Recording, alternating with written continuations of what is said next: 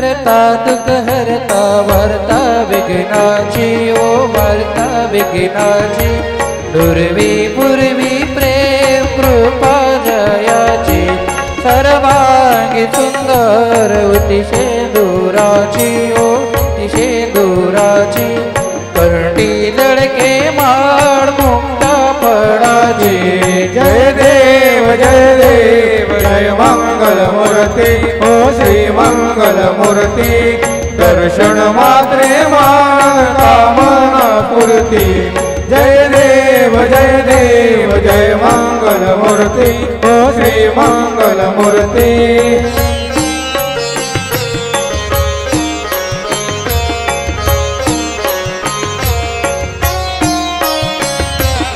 रत्न खचित परा तुझ गौरी कुमरा तुझ गौरी कुमरा चंदनाची उदी कुमकुम केशरा हिरे जडित मुकुट शोभत बरा ऋण ऋण तेनो पुरे ऋण ऋण तेनो पुरे चरणी घागरिया जय देव जय मंगल मूर्ती ओ श्री मंगल मूर्ती दर्शन मात्रे मान कामना पूर्ती जय देव जय मंगल मूर्ती ओ श्री मंगल मूर्ती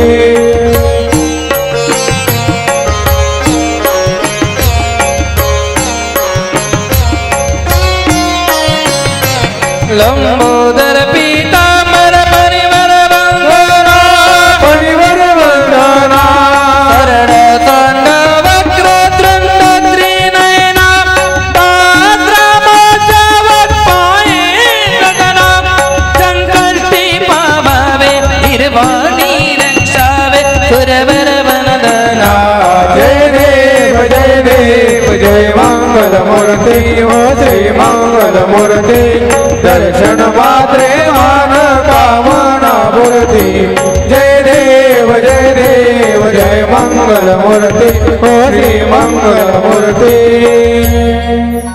गजानन महाराज की जय